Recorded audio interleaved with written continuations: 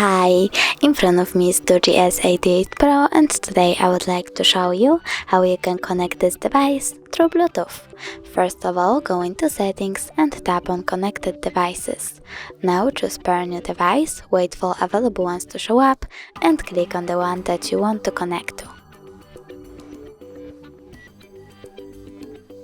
Now select Pair and wait for the other device to accept your connection request.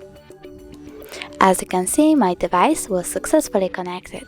If you wish to forget this connection, you have to tap on this gear icon next to the device, choose Forget and tap Forget Device. Thanks so much for watching. If you enjoyed this video, don't forget to smash that like button, comment and subscribe. Bye!